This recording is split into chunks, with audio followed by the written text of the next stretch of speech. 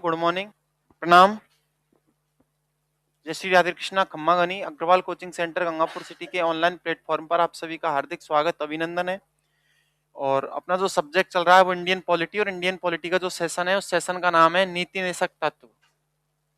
नीति निदेशक तत्व ये एग्जाम की दृष्टि से बहुत ज्यादा इंपॉर्टेंट है, आप इसको पढ़िए। इसका बेसिक परिचय कल हो गया था और कुछ अनुच्छेदों की भी चर्चा की थी, मैंने आर्टिकलों की चर्चा की। अब बाकी जो आर्टिकल है, बाकी जो अनुच्छेद है उनकी चर्चा करने वाले हैं। तो ये टॉपिक आपके special second grade SSC railway में बराबर काम करेगा, यहाँ तक कि फर्स्ट ग्रेड में भी ये काम करेगा। तो आइए स्टार्ट करते हैं। नीति निदेशक तत्व। नीति निदेशक तत्व टॉपिक है नीति निदेशक तत्व।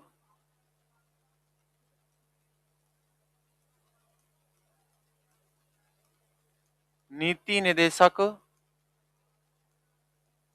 तत्व और नीति निदेशक तत्वों का जो उल्लेख मिलता है वो भारतीय संविधान के भाग 4, भारतीय संविधान के भाग 4 के अनुच्छेद 36 से 51 में मिलता है। किस अनुच्छेद से किस अनुच्छेद तक मिलता है? 36 से 51। तो स्टार्ट करते हैं। कल 40 तक हो गए थे, अब आगे बढ़े। अनुच्छेद 41 क्या कहता है? अनुच्छेद 41 राज्य का दायित्व है कि वे निशक्तों के विकास हेतु नीतियां बनाए। राज्य निशक्तों के हेतु नीतियां बनाए। राज्य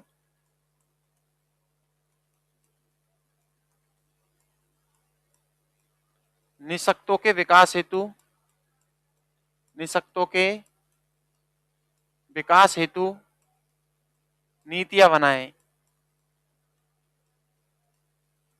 नीतियां बनाए। सभी को काम देने का प्रावधान है। सभी को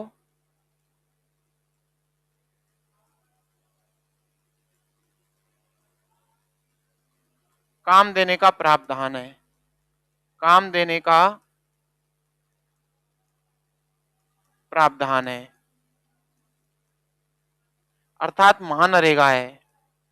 महानरेगा, पहले मनरेगा बोलते थे इसको, पहले इसका नाम नरेगा था, इसके बाद में मनरेगा हुआ, अब वर्तमान में इसका नाम महानरेगा है।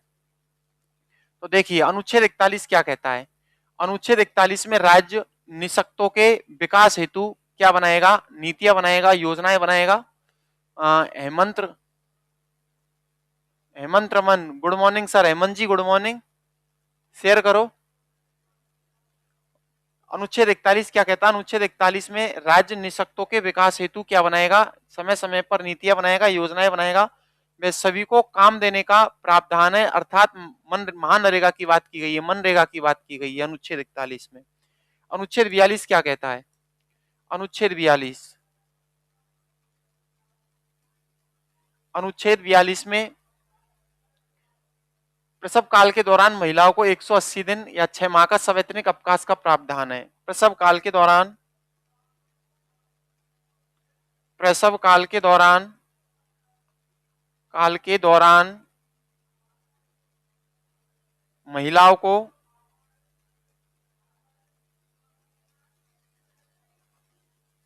6 माह या 180 दिन, 180 दिन का सवैतनिक अवकाश का प्रावधान है। 180 दिन का सवैतनिक अवकाश, सवैतनिक अवकाश का प्रावधान है। सवैतनिक अवकाश का प्रावधान है। अवकाश का प्रावधान है। ये किस में कहा गया है? ये अनुच्छेद 22 में कहा गया है। अनुच्छेद 22 क्या कहता है? अनुच्छेद 22 में प्रसव काल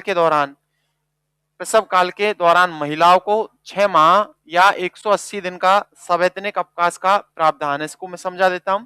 ऐसी महिलाएं जो राजकीय सेवा में, गवर्नमेंट जॉब में है, और जब वो किसी बच्चे को जन्म देंगी तो उस समय उनको 6 माह या 180 दिन का सवैतनिक अवकाश दिया जाएगा, यानी छुट्टी दी जाएंगी, अवकाश दिया जाएगा। और जो अवकाश दिया जाएगा उसका वेतन मिलेगा। ठीक है, सवैतनिक है, न कि अवैतनिक। सवैतनिक का अर्थ होता है अवकाश के साथ वेतन मिलना, और अवैतनिक का अर्थ होता है अवकाश तो मिलना लेकिन उसका क्या नहीं मिलना, वेतन। तो यहाँ वेतन भी दिया जाएगा। अनुच्छेद 42। अनुच्छेद 43 क्या कहता है? अनुच्छेद 43, अनुच्छेद 43, लघु उद्योग व कुटीर उद्योग तथा सहकारिता उद्योगों से जुड़े हुए व्यक्तियों को बढ़ावा देना तथा उनके विकास का प्रावधान है। लघु कुटीर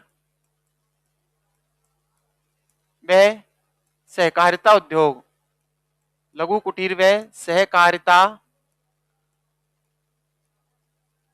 उद्योगों से जुड़े हुए व्यक्तियों को, उद्योगों से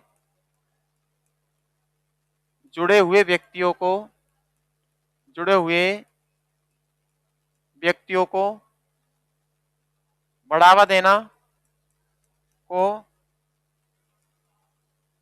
बढ़ावा देना व उनके विकास का प्रावधान है। व उनके विकास का प्रावधान है। विकास का प्रावधान है। विकास का प्रावधान है। ये किस अनुच्छेद में कहा गया है? ये अनुच्छेद 43 में, 43 में कहा गया है। अनुच्छेद 43 क्या कहता है? लघु उद्योग, कुटीर उद्योग तथा सहकारिता उद्योगों से जुड़े हुए व्यक्तियों को बढ़ावा देना व उनके विकास का प्रावधान है। ये किसमें कहा गया है? ये अनुच्छेद 43 में कहा गया है। Bhim Singh, Ram Ram sir. Bhim Singh ji, Ram Ram. Bhim Singh ji, new batch चालू हुआ है क्या? हाँ भैया, नया बैच चालू हुआ है। ठीक है, एक तो मॉर्निंग शिफ्ट में चालू हुआ है। आपको किसका बैच चाहिए, रेलवे या एसएससी का? तो भीम सिंह जी, रेलवे का जो नया बैच चालू हुआ है वो तो सुबह 7 बजे से 12 बजे तक है, और एक बैच दोपहर को है, वो 2 बजे से 6 बजे तक है। तो सुबह का बैच ठीक रहेगा। आप सुबह के बैच में मेरी क्लास चल रही है, आप आ जाइए। सुबह 7 से 12 के बीच में नया बैच चालू हुआ। और एसएससी की हम बात करें तो एसएससी का नया बैच चालू हुआ है दोपहर 2 बजे से 6 बजे के बीच में। रेलवे का जो बैच चालू हुआ है वो उदय मोड़ गणेश मिल में चालू हुआ है, जबकि एसएससी का जो बैच चल रहा है अपना, वो नेहरू रोड राघव बिग बाजार के ऊपर चल रहा है। ठीक है भीम सिंह जी। अनुच्छेद 44 क्या कहता है? अनुच्छेद 44, अनुच्छेद 44, अनुच्छेद 44 में किसका उल्लेख है? अनुच्छेद 44 में नागरिकों के लिए समान सिविल संहिता, नागरिकों के लिए, अनुच्छेद 44 नागरिकों के लिए, नागरिकों के लिए समान सिविल संहिता, समान सिविल संहिता व नागरिक आचार संहिता का उल्लेख है। व नागरिक आचार संहिता, व नागरिक आचार संहिता, नागरिक आचार संहिता का उल्लेख है। नागरिक आचार संहिता का उल्लेख है। ये किसमें कहा गया है? ये अनुच्छेद 44 में कहा गया है। अनुच्छेद 44 क्या कहता है? नागरिकों के लिए समान सिविल संहिता व नागरिक आचार संहिता का उल्लेख है। ये किसमें कहा गया है? अनुच्छेद 44 में कहा गया है। अनुच्छेद 45 क्या कहता है? अनुच्छेद 45, इसको भी देखिए। अनुच्छेद 45 में 6 से 14 वर्ष के बालकों को निःशुल्क व अनिवार्य शिक्षा देने का प्रावधान है। 6 से 14 वर्ष के बालकों को, निःशुल्क, निःशुल्क व अनिवार्य शिक्षा, अनिवार्य शिक्षा, इसे 21 क में जोड़ा गया था। किसमें जोड़ा गया? 21 क में। 6 से 14 वर्ष के बालकों को निःशुल्क अनिवार्य शिक्षा, निःशुल्क व अनिवार्य शिक्षा देने का प्रावधान है, देने का प्रावधान है। ये किसमें कहा गया है? ये अनुच्छेद 45 में प्रावधान है। अनुच्छेद 45 इंपॉर्टेंट है। अनुच्छेद 45 बहुत ज्यादा इंपॉर्टेंट है। आप देखिए अनुच्छेद 45 क्या कह रहा है। अनुच्छेद 45 में 6 से 14 वर्ष के ऐसे बालक या बालिकाएं जिनको निःशुल्क व अनिवार्य शिक्षा देने का प्रावधान है, इसे अनुच्छेद 21 क में जोड़ा गया था और निःशुल्क अनिवार्य शिक्षा देने का प्रावधान है। इसके बाद में अनुच्छेद 46, अनुच्छेद 46 क्या कहता है।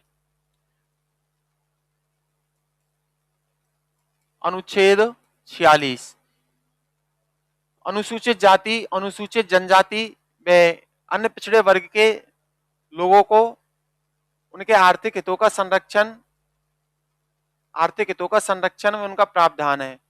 आर्थिक विकास का संरक्षण उनका प्रावधान है। अनुसूचित जाति, अनुसूचित जाति एससी, अनुसूचित जनजाति, अनुसूचित जनजाति, अनुसूचित जनजाति एसटी व अन्य पिछड़े वर्ग के लोगों, अन्य पिछड़े वर्ग के लोगों, वर्ग के लोगों यानी ओबीसी, अदर बैकवर्ड क्लास।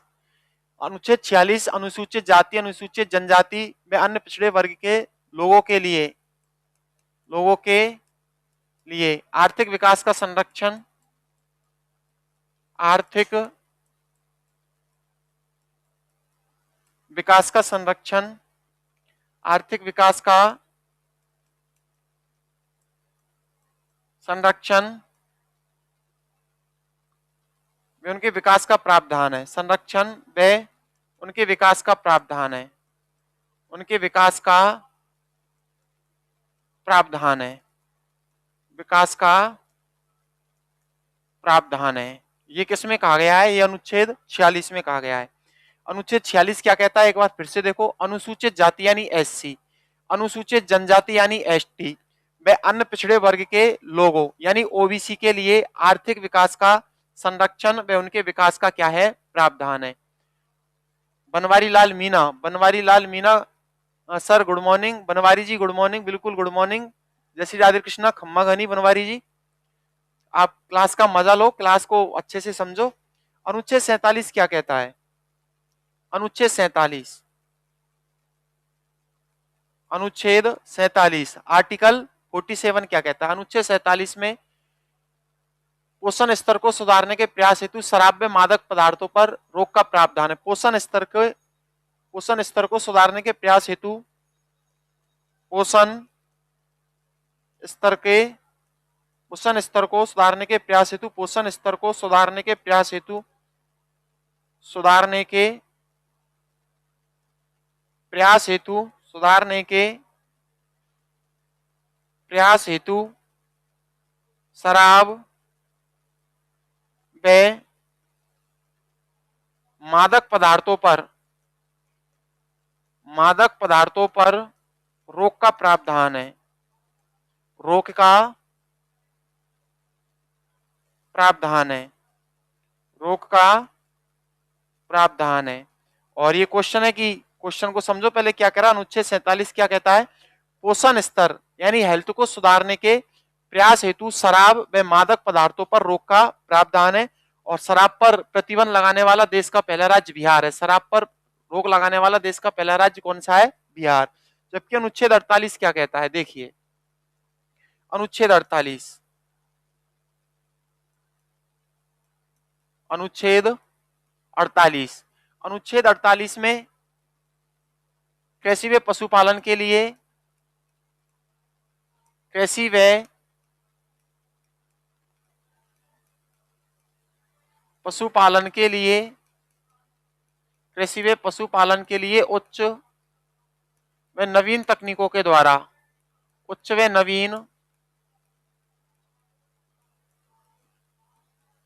नवीन तकनीकों के द्वारा, नवीन तकनीकों के द्वारा उत्पादन में वृद्धि का प्रावधान है, उत्पादन में वृद्धि का प्रावधान है, उत्पादन में वृद्धि का प्रावधान है। इसी में गौवध निषेध किया गया है, गौवध निषेध किया गया है। गाय की हत्या पर क्या लगाया गया है, प्रतिबंध लगाया गया है। तो थोड़ा सा देख लीजिए आप।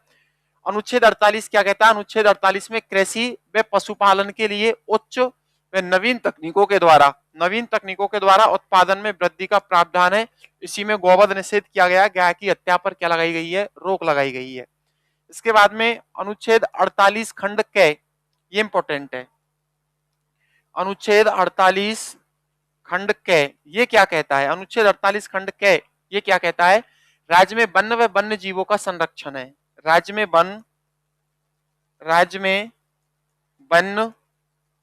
व वन्य जीवों का संरक्षण है, वन्य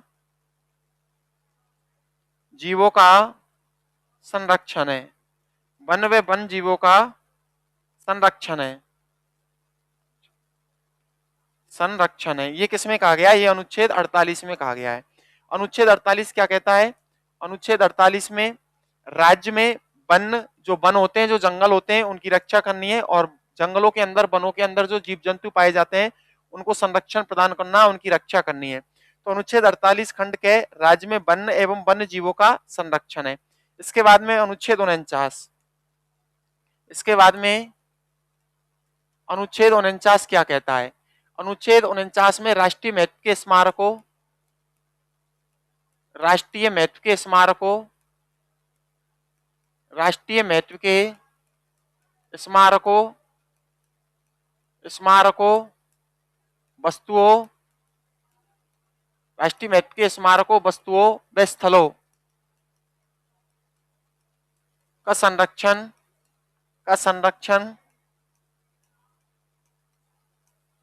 व उनके विकास का प्रावधान है, व उनके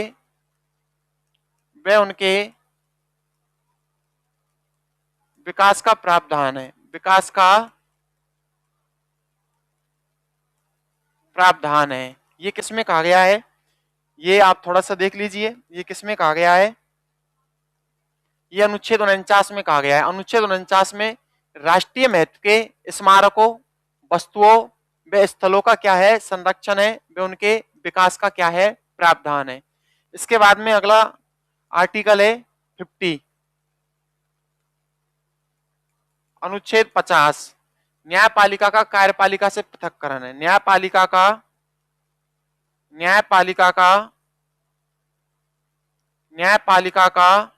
कार्यपालिका से पृथक्करण है, कार्यपालिका से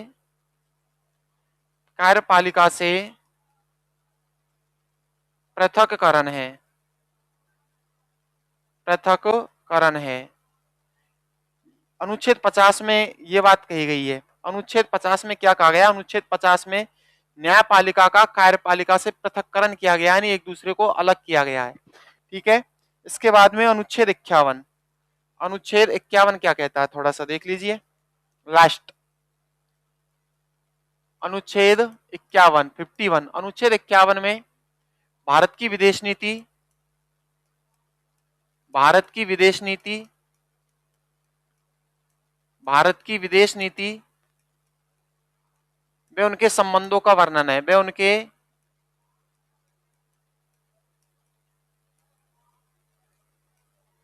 संबंधों का वर्णन है, संबंधों का वर्णन है। राज्य का दायित्व है, राज्य का यह दायित्व है, राज्य का यह दायित्व है कि वह अंतर्राष्ट्रीय शांति, कि वह अंतर्राष्ट्रीय शांति व सद्भावना के लिए प्रयास करे, अंतर्राष्ट्रीय शांति व सद्भावना, अंतर्राष्ट्रीय शांति व सद्भावना के लिए प्रयास करे, प्रयास करे। वे उनकी समितियों का वर्णन है, वे विदेशी समितियों का वर्णन है। ये सारी डिटेल किसमें है, ये अनुच्छेद 51 में है। तो एक बार देखिए फिर से, अनुच्छेद 51 क्या कहता है, अनुच्छेद 51 में भारत की विदेश नीति, इंडियन फॉरेन पॉलिसी का वर्णन है। भारत की विदेश नीति में उनके उनके साथ संबंधों का वर्णन है, उनके संबंधों का वर्णन है। राज्य का यह दायित्व है, राज्य की यह जिम्मेदारी है कि वे अंतर्राष्ट्रीय शांति व सद्भावना के लिए क्या करेगा, प्रयास करेगा। और भारत की विदेशी समितियों का क्या है, वर्णन। थोड़ा सा मैं बता देता हूं भारत की विदेश नीति कैसी है। भारत की विदेश नीति गुटनिरपेक्षता की नीति है। कैसी नीति है? गुटनिरपेक्षता की नीति। भारत की विदेश नीति गुटनिरपेक्षता की नीति है। किसकी नीति है? गुटनिरपेक्षता की नीति है। और भारत की विदेश नीति कैसी है? पंचशील समझौते की नीति है। पंचशील समझौते, पंचशील समझौते की नीति है। समझौते की नीति है। शांतिपूर्ण सहअस्तित्व की नीति है। शांतिपूर्ण सहअस्तित्व की नीति है। शांतिपूर्ण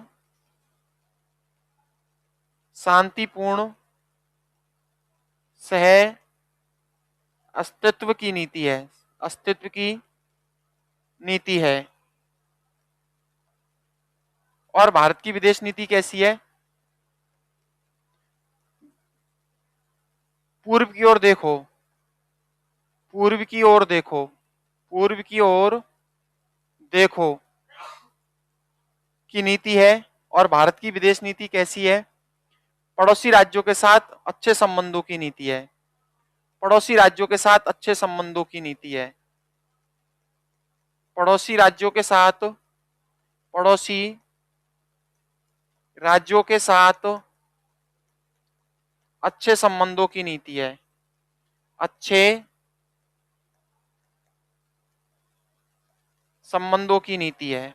ये भारत की विदेश नीति है। इस प्रकार की भारत की विदेश नीति है। तो आपसे इतना डिटेल में तो नहीं पूछेगा, सीधे सीधे पूछता है अनुच्छेद 51 में किसका उल्लेख है। तो इधर देखिए आप, अनुच्छेद 51 में किसका उल्लेख है? अनुच्छेद 51 में भारत की विदेश नीति में उनके साथ संबंधों का वर्णन है। और उनके साथ संबंधों का वर्णन है। राज्य का दायित्व है कि वे अंतर्राष्ट्रीय शांति व सद्भावना के लिए क्या करे, प्रयास करे। विदेशी समितियों का वर्णन है। और भारत की नीति, विदेश नीति कैसी रही है? भारत की विदेश नीति गुटनिरपेक्षता की नीति है। गुटनिरपेक्ष आंदोलन के जो जनक माने जाते हैं वो पंडित जवाहरलाल नेहरू व नासिर टीटो को माना जाता है। और भारत की विदेश नीति पंचशील समझौते की नीति है। जो पंचशील समझौता हुआ था वो 1954 में चीन के साथ हुआ। भारत की विदेश नीति शांतिपूर्ण सहअस्तित्व की नीति रही है। भारत की विदेश नीति पूर्व की ओर देखो की नीति रही है। भारत की विदेश नीति नरेंद्र मोदी ने जो नई नीति चलाई है वह पड़ोसी राज्यों के साथ अच्छे संबंधों की नीति। ये अनुच्छेद 51 की डिटेल है। इसके बाद में थोड़ा सा देख लीजिए नोट के रूप में, नोट के रूप में अनुच्छेद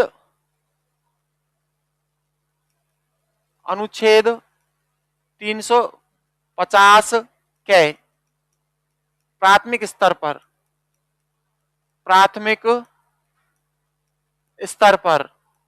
मातृभाषा में शिक्षा देना, मातृभाषा में शिक्षा देना, प्राथमिक स्तर पर मातृभाषा में शिक्षा देना। और अनुच्छेद 351 में हिंदी भाषा को प्रोत्साहन देना, हिंदी भाषा को प्रोत्साहन देना, प्रोत्साहन देना। राज्य के नीति निदेशक तत्वों के रूप में ये अनुच्छेद काम करते हैं। किसके रूप में काम करते हैं? ये राज्य के नीति निदेशक तत्वों के रूप में ये क्या करते हैं? काम करते हैं। तो नोट के रूप में याद रखना, अनुच्छेद 351 के प्राथमिक स्तर पर मातृभाषा में शिक्षा देना। और अनुच्छेद 351 हिंदी भाषा को राजभाषा के रूप में क्या देना? प्रोत्साहन देना। ये अनुच्छेद नीति निदेशक तत्वों के रूप में कार्य करते हैं। ये आपका टॉपिक कंप्लीट हुआ। इसके बाद अगला टॉपिक है मूल कर्तव्य, जो मैंने पहले पढ़ा दिया है। इसका वीडियो पहले से ही अपलोड हो चुका है यूट्यूब पर, मेरे यूट्यूब चैनल पर और कोचिंग के लाइव चैनल पर। इसके बाद में नया टॉपिक चालू करेंगे हम, संघ सरकार, राष्ट्रपति। ठीक है, तो आप सभी का आभार, धन्यवाद, साधुवाद। ठीक है सर।